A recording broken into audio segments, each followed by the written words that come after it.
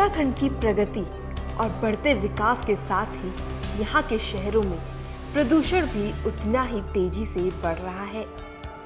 WHO की ओर से जारी की गई सबसे प्रदूषित शहरों की सूची में भारत के सबसे ज्यादा शहर हैं, जिनमें देहरादून का नाम भी शुमार है। उत्तराखंड की राजधानी देहरादून प्रदूषण के मामले में पूरी दुनिया में 29वें नंबर पर है।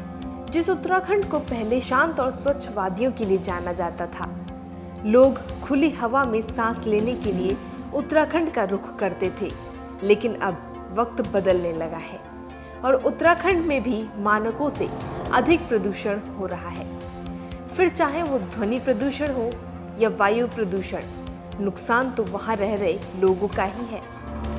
दरअसल देहरादून की हवा में मौजूद बारीक कण पार्टिकुलेट मैटर 100 के पार पहुंच गया है।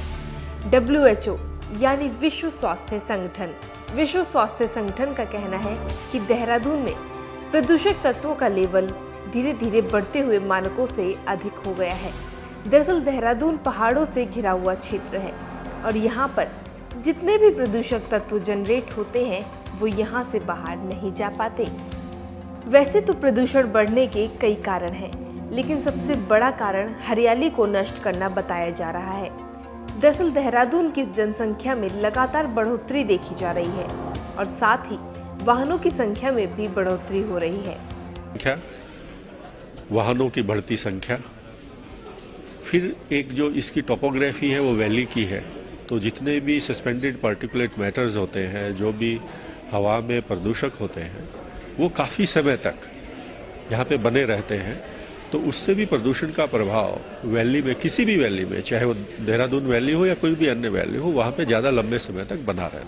देहरादून में हरियाली को काटकर रोज नई बिल्डिंगें बनाई जा रही हैं, जिसकी वजह से प्रदूषण पर नियंत्रण नहीं हो पा रहा। इसके अलावा यहाँ मौजूद कई जंगलों, खेत खलियानों, छोटी नदियों और तालाबों को भी खत्म करके उनकी जगह पर नई कॉलोनियों को बसाया जा रहा है। बढ़ती आबादी का प्रेशर प्राकृतिक संसाधनों पर भारी पड़ रहा है, जिसकी वजह से पर्यावरण दूषित हो रहा है। वैसे ही देश और दुनिया में नदियों का बड़ा योगदान है और नदियों के हालात दिन प्रतिदिन खत्म हो रहे हैं। अपने देहरादून में देख लीजिए, जो छोटी मोटी जितनी तरह की नदियां हैं पिछले 10, 15, 20 सालों में वो खत्म हो गई। अगर अभी हमने नए तरीके से सोचने की शुरुआत नहीं की संरक्षण की, तो आप ये तय मानिए कि हम अपने आप को एक बड़े डिजास्टर और आपदा की तरफ ले जा रहे हैं। ऐसे में पर्यावरण को स्वच्छ रखने की जिम्मेदारी सभी की है, चाहे वो आप हो, हम हो या फिर प्रशासन। सभी को पर्यावरण की ओर ध्यान देना होगा, जिससे आने वाली पीढ़ी को स्वच्छ पर्यावरण की विरासत दी जा सके।